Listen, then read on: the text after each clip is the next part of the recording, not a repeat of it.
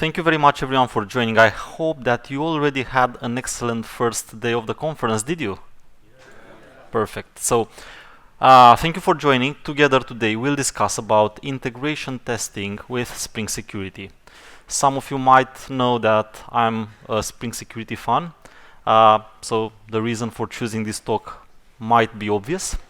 I'm happy to see that so many of you are interested in this couple of subjects that mix very well together, testing and Spring Security.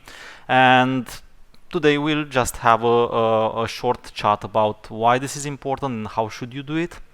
And please do ask your questions. If you have questions, you are allowed to ask questions during the talk. You don't have to wait till the end. I'm not even sure if I will have time enough to allow for questions at the end. Of course, if you still have questions, then you can find me the rest day of the conference today, and you can also find me online.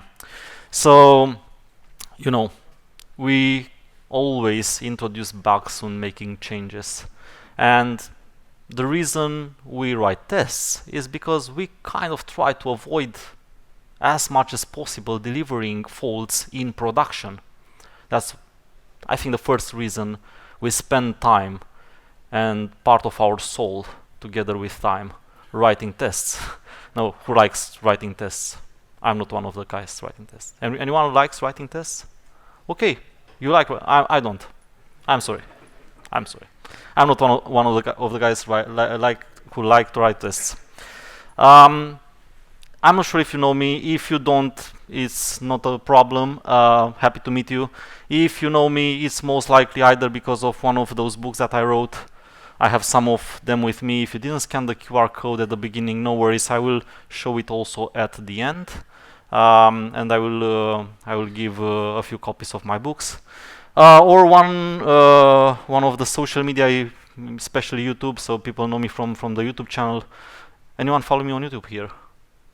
Okay, many hands. Rest of you, follow, subscribe, share. Thank you. Okay, and this is a book. I have the copy here, and I will give it to you. Okay, a few good quotes. Okay, let's go to the good stuff. So we have tests. We already decided why are we writing tests. We put them in a CI/CD. It's already like many years since we have a good practice. No real reason for why Jenkins is there. Anyone still using Jenkins? Okay, joking. So regardless of the technologies that you use, no, you write tests, and you write unit tests, you write integration tests, and integration tests particularly for me are very important. And the reason for why I consider integration testing really important is because the largest part of our application is composed of dependencies. The real code that we write, like if you use Spring Boot, for example, do you know what is actually the amount of lines of code that you borrow compared to the amount of lines of code that you write? Only if you write the main method, you already have an immense amount of lines of code that you have borrowed through dependencies. And that's why when writing applications, we have to make sure that we write tests for any dependency that we use. I'm talking today about Spring Security, but the same principle applies to all dependencies. And I do recommend you make sure that whatever dependency you use, you write integration tests. Now, another visual could be like that. Okay, that's your code. That's the dependencies. And now, why do you need to write the integration tests with all the dependencies? Anyone knows? Give me a reason. Who gives me a reason? What could happen if you have no integration test with Spring Security, for example? You upgrade, for example, at some point. No dependency is perfect. So you will eventually end up in the situation where you might upgrade the dependency and something changes. It might be a bug or not. It might be actually happening that you wrongly used that dependency. Wrongly meaning what? Wrongly. Maybe it's a bad word, no? Wrongly meaning not in the expected way of the developers of that specific dependency. Because when you write a library, if you are a developer of a library or of a framework, anyone here develops libraries or frameworks, okay, you might know, guys, no? You have some expectations of how the developer would use your dependency. But are you sure that they really use that dependency in that way, in that particular way? Yes, I know you write documentation. Now we have multiple ways nowadays in which we can enforce. Now it's Java 21 latest LTS. We have ways in which we can enforce the inheritance. Now we have ways in which we can enforce. We have modules. We have different ways in which we can now enforce how someone might be able to use or not our library. But still, there are always ways to go around. So writing integration tests with your dependency helps you making sure that when you change that, for example, version of that dependency, you find out upfront if something changed and suddenly your application doesn't integrate well enough with the dependency. So first of all, what we want to understand is what are we testing? Because I'm a consultant for many years already, and I've seen many projects, teams from smaller sizes to larger sizes, and from time to time I do observe that teams write tests, for example integration tests with Spring Security in their applications, but they don't necessarily understand what are they testing. I ask them, how do you test your Spring Security configurations? And they say, I use pre-authorize. I'm then testing the authentication. Are you testing the authentication? No, you are not. You are testing the authorization, which is good. It's what you have to do. But first of all, let's make sure that you know what are you testing, and then let's discuss about testing the authorization configurations, which is like 99.99% of the tests you write for integration with Spring Security, which might be done in 3 different ways. And depending on how you wrote your application in your Spring Security configurations, you might want to choose one or another. So, of course, this is to make the tests meaningful. Let's recap a bit this class design. I'm not sure, let's say the backbone design of Spring Security. I'm pretty sure if you yesterday have attended Daniel's presentation, who is right here, okay, around lunch, you might have seen something about this now, because he explained us very well about how filters work and how authentication manager works and so on and so forth. Now this is basically what you saw in his presentation, the gray part, the shaded part, okay. Why is it shaded here? Because this is basically what your test doesn't test when you write integration tests with Spring Security, okay?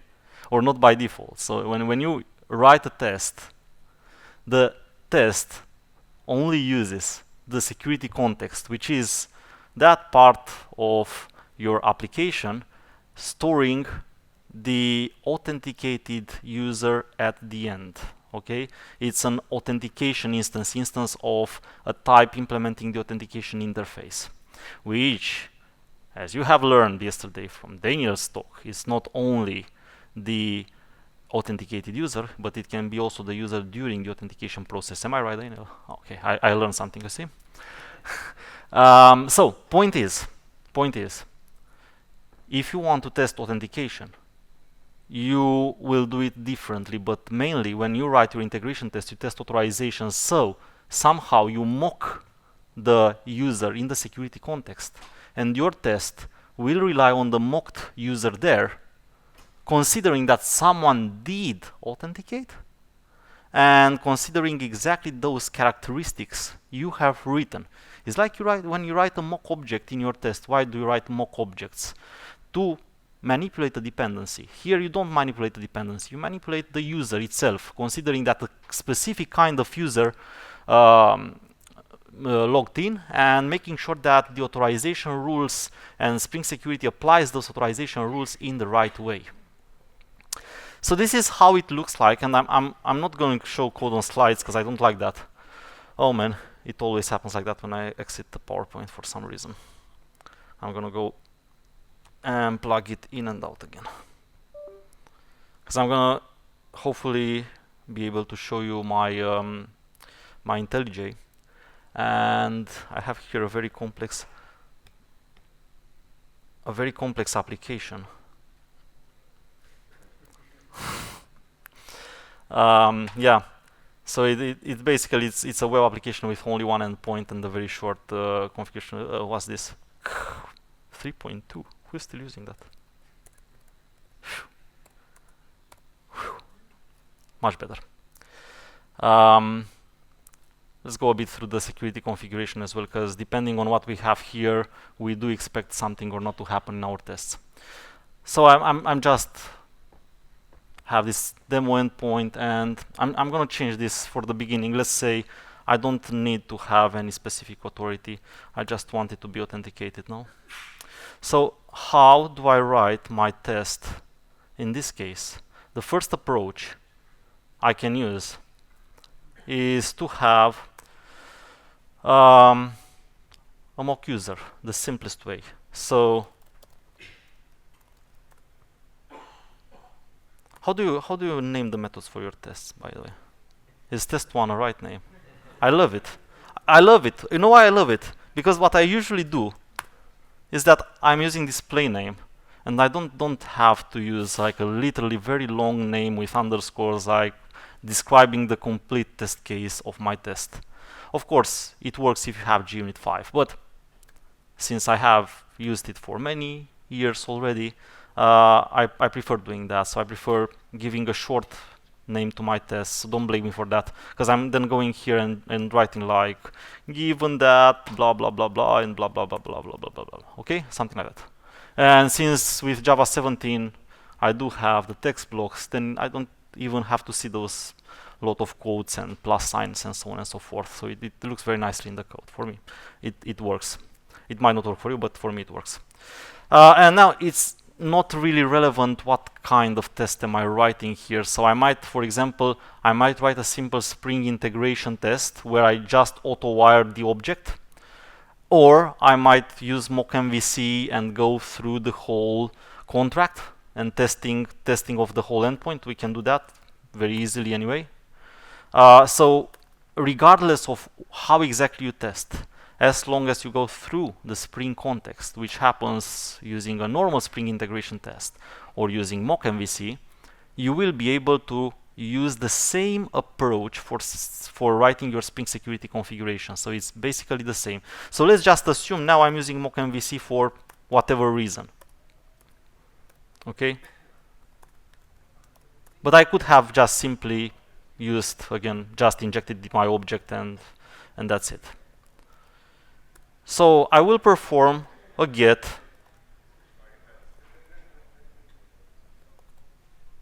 Oh man, so many gets. Let's see. And expect something, like expect like the status is okay. I don't know. Something like that should work. Okay. Oh man. Do I have to know where exactly that get is? Oh, it's probably because I didn't put a parameter, no? Finally. Oh! Okay, let's try to figure out. So it's somewhere in here. Oh, and it should be request. Sorry?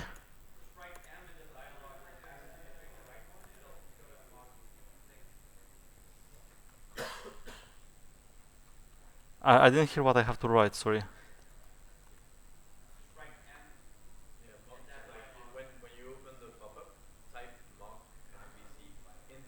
Ah, okay. Yeah, much better. Like that? Yeah, but it's not showing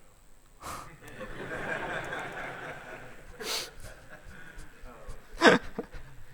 No, but it should be basically somewhere in the, I think it's in the request package here. Something like that. Okay.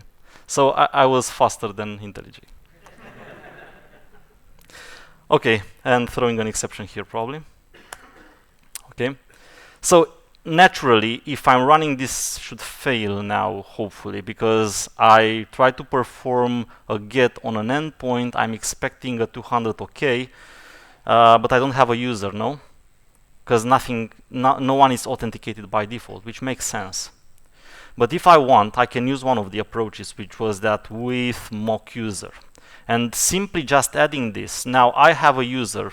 God knows its characteristics, but because I only expect it to be authenticated, having the user is enough, and then it's green.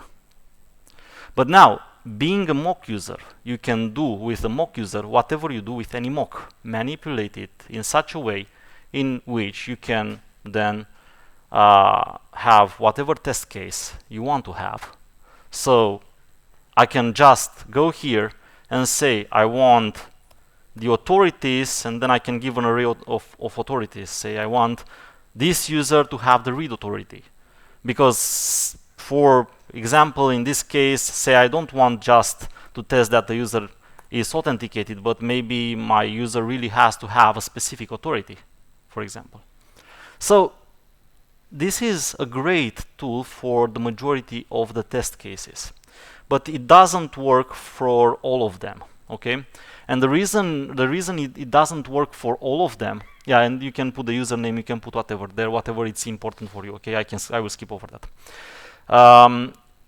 The reason it doesn't work is because sometimes you want to, for example, have a different approach where you want to manage the users somewhere, or you simply have a completely different authentication type, which is basically what you saw in the Daniel's demo yesterday. You create a filter, you create a custom authentication. Sometimes when you use a JVT authentication, that happens because, for example, you want to have some custom claims and they don't simply apply on default on any default types, and then you create a custom authentication, and that's basically point 3. So what happens if you have to manage the test users? You want to manage the test users somewhere. Sometimes you want to put them in a file for some reason, maybe take them from an endpoint, maybe in a database. However, be careful with that. I don't really recommend, if you need to do it, do it. I don't really recommend working with a real database in your CI/CD pipeline, because sometimes it might cause different issues. So you don't want to have your CI/CD pipeline failing and you losing time because I don't know what happened with the connection to the database. Doesn't really make sense. But sometimes you want to do that. So how did this change? Do you observe a difference from the previous? Now we have one less thing grayed out. Now, the authentication provider sometimes, when dealing with users, if dealing with users, because it's not the case, but if dealing with users, a good practice is to have a user detail service and a password encoder. The user detail service being the object that manages the users. So if you don't want to create the user and put it here, but you want to instruct the test to take the user from somewhere, from a given manager of the users, then you can do that as well. And to do that, you would use the with user details annotation. Remember previously, with mock user would be helpful when we want to build the user and put it here. With user details, it's helpful when you want to when you want to have this implemented in a way, and then the security context will basically get the user from that given way. So you can literally programmatically manage how your users are created. We can try that as well. Yeah. So going back to my test, no, I would basically need to create an implementation of my user details service. So I can say test user detail service.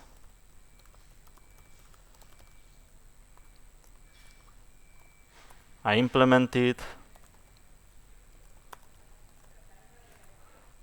This is the interface you probably know that you have to implement if you create a custom user detail service. Let's make sure it's also a component. And now here I can actually just user details.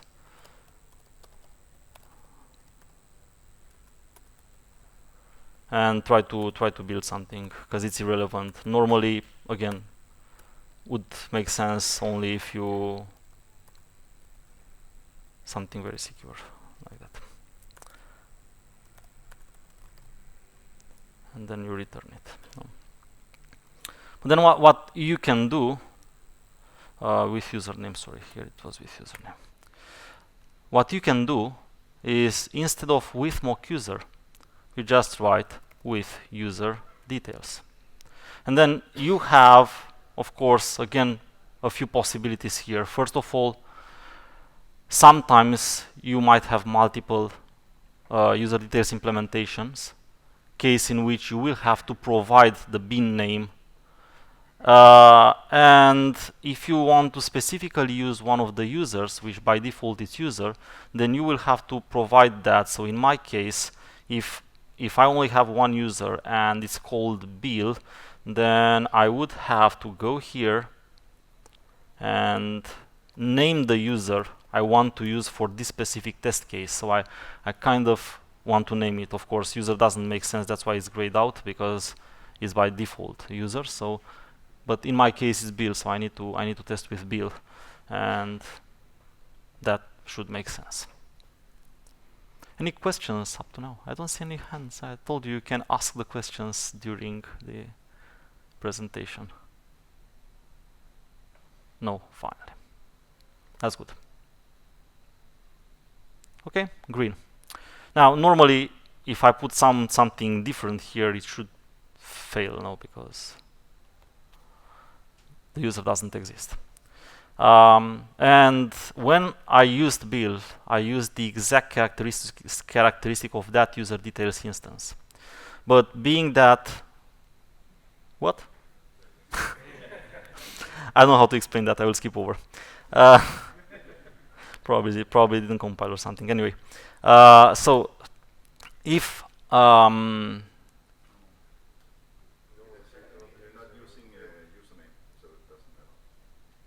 probably not using the username, but yeah, probably that's the case. Anyway, normally tests in real-world applications are a little bit more complex than this. I'm trying here to figure out how to create simple examples. Point is, here, in this method, I can implement programmatically whatever I want. So if I want to get my users' details that I use in the test from an endpoint, I can do that. If I want to get them from a database, I can do that. If I want them from a file, I can do that as well. Okay. So that's basically the whole point that I wanted to make here. Okay, so let me go back. So now, normally, it's enough if I'm using a default authentication type. It's fine. With mock user will work, and with user details will work as well. But the problem is that with any of these two, I don't have anywhere the possibility to specify which is the authentication type. Again, the authentication and the user are two different things, okay? So it's not the same thing. The user details is just the object giving the information about the user that wants to authenticate and then get authorized. The authentication is the object that represents that user throughout the authentication process and then gets stored also in the security context, as we discussed previously. And of course, just to avoid the questions, I'm talking about non-reactive applications here. Okay. It works for reactive apps as well. It's a little bit, the types are a little bit different. They usually start with reactive and use mono and flux. Probably that's the only difference. But yeah, that's why I'm saying it's only non-reactive here, specifically for this talk to simplify the things. So the diagram changes to this. Now, of course, I'm not mocking anymore the user detail service. The test uses the security context, but what I need to do is to manipulate the type of the authentication that's stored here. Because say that my application is using some custom JVT authentication I made just to make my life hard. I probably have implemented some class that is called JVT custom authentication. Anyone has a class with that name in there? Yeah, look, one hand. Yeah, I know. There should be at least one person writing a JVT custom authentication class when they implement auth2.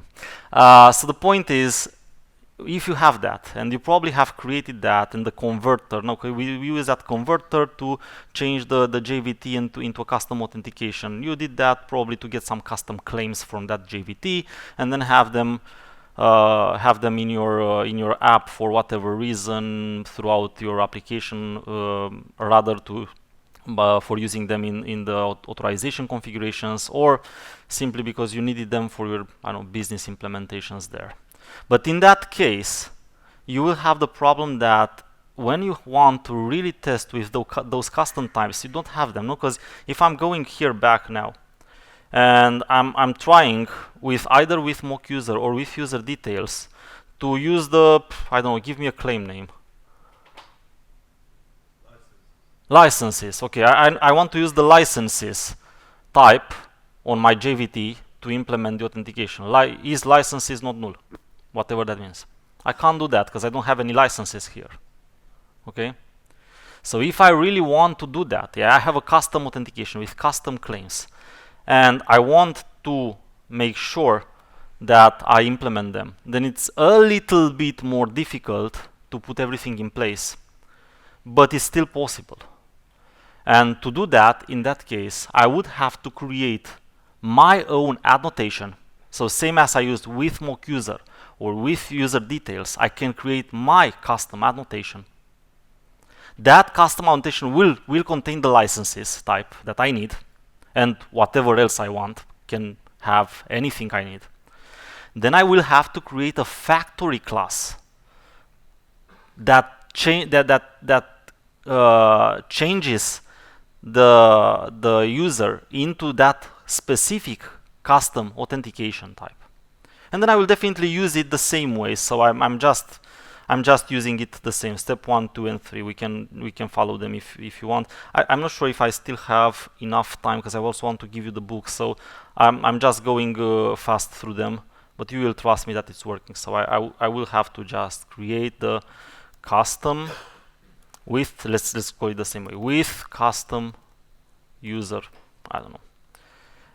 This should be an annotation in that case, and whatever you do, if you want an annotation to be used with reflection, which happens with frameworks such as Spring, then you have to make sure that you have the retention type runtime, just a reminder. And I do always recommend you use the target. The target is not mandatory, but naturally it doesn't really make sense to have an annotation applicable to a field if it doesn't make sense to apply to a field. So I just write there whatever elements of code I want my annotation to be applicable to, and then you will have here the, I don't know, string licenses. You can even default it to something, and then you will be able to use it. So you just have to implement the with security context factory, no? So you will create the factory for this type of authentication.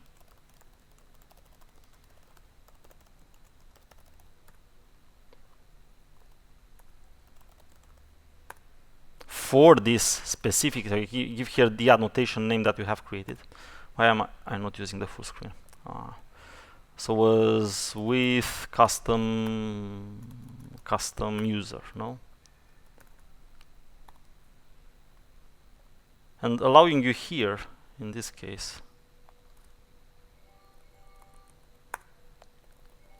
to create the security context you need. And I'm not going to make this up to the end,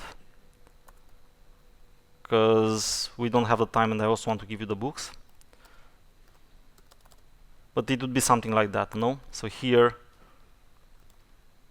you change your authentication into this annotation, and then basically over the test you will be able to use to use that specific annotation. So here on the test, I would go and write with custom user, giving me this way the possibility to apply this field into my mock user, which will become part of the authentication in the security context. Everything is in chapter 18 of this book. No, I'm not joking. It really is in chapter 18 of that book. And because I talk about the book, and again, I don't want to get you too bored, and I promised you some books, and I really am not allowed to step over the time frame I have.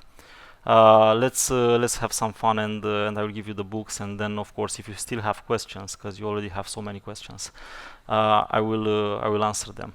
But before going to that, I want to bring a little bit of attention to this community event in Romania.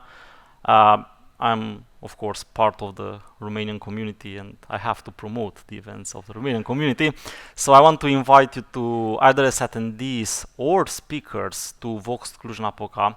The CFP is open. If you want to share something with us, I'm pretty sure you will enjoy Cluj-Napoca, which is a beautiful city.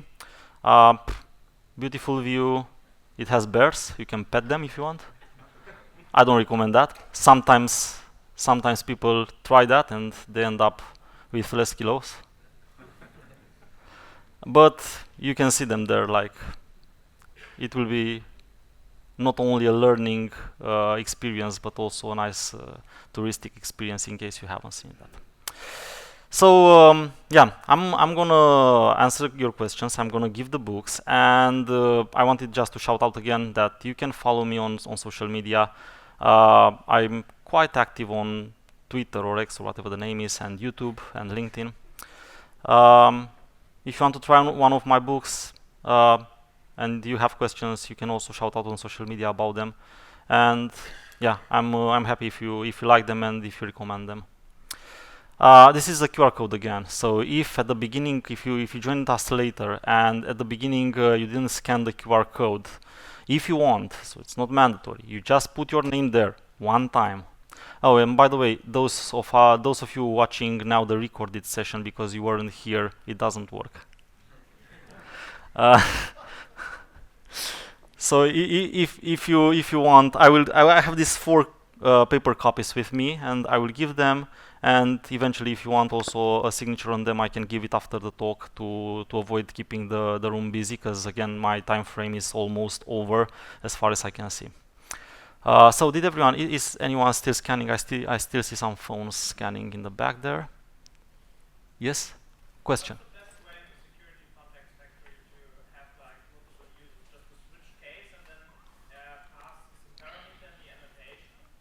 Or what's the best? So let me see if I understood the question, because you are in the back there. I'm not sure if so what's the best case if I want to have the same test using multiple users? No? Yeah, but also like the management of the mock users in the security context factory.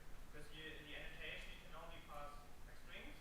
So like the best thing to do is like have pass a string and then a switch case where you have like selecting different users with different roles. What would be the best? Yeah, probably. I would go for that. It might even work with a parameterized test, because in the end that username is so simple parameter, so you can use that as well. I think it's any kind of a testing approach that in which you would use, and of course it depends on the framework. But remember that what we discuss here, I've used mock MVC and JUnit, but it's not dependent. So the annotations and the topics we discussed today, they are not linked to JUnit or something. You can use something else, and that's why it depends on the frameworks you use as well for testing. But normally what you say, yes, it can be a good approach, as well as a parameterized test. Cool, thank you. Another question there, super. Yes, my question, thank you for the talk. My question is about the mock MVC. Is it a good idea for who practice use REST Assure or REST something to test my endpoint instead of using mock MVC? So your question is it better to use REST assured or something else than mock MVC? I think this is just a developer taste. I don't think that necessarily one framework is better than another or one approach is better than another. Normally, if you chose, my rule of thumb is I'm always consistent. So if I chose one for my application, I won't just write some tests with mock MVC and some others with rest assured, for example. I would just keep consistent. But otherwise, I don't want to say that one is better than another. No. Another question I had actually, because I thought, as smart because I thought you will ask me the same question someone did in DevOps UK, is when unrelated to Spring Security, when you test your applications, is it better to test the service through a Spring integration test, so inject the object, test the use cases there, or is it better to go with mock MVC and go through the endpoint and test also the service and only like mock, for example, the repositories? And of course, there is also no best answer for this because it depends on the application. But it was a nice topic to debate. So if you want to debate that, okay, we can do that also after the talk. Okay. Any other question?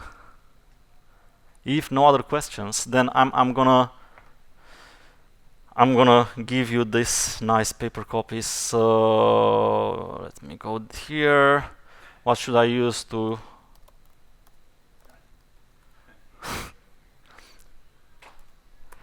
generate a secure random number? No.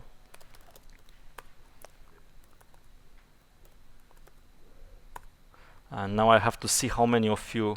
Oh, what a big list!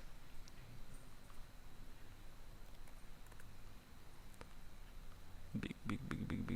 So, man, 108. So 109 actually. Someone knew. I will put here 110. No. The bound.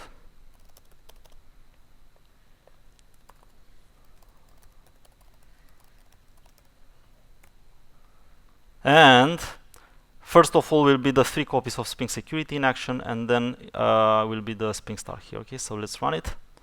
Number, waves, 31.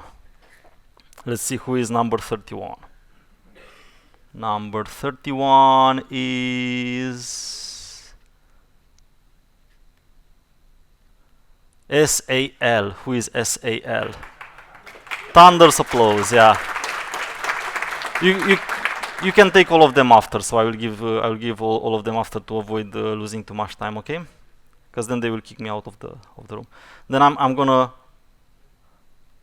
25 MP. I'm not sure what happens here, so okay. So SAL and then MP. Do we have you in the room, SAL and MP? Okay, MP and SAL. It's just Sol. Okay, so it's really your name. Sorry for that. And MP is your name? Like in the passport? Third one. No, I'm not giving you 2 books. I should have said from the beginning. But it's just a rare one. 59. 59. 59 is Dominique. And the Spring Start here goes to 47. Stefan. Yes. And that's it, everyone. Thank you very much, and hope you enjoy the rest of the conference. Cheers.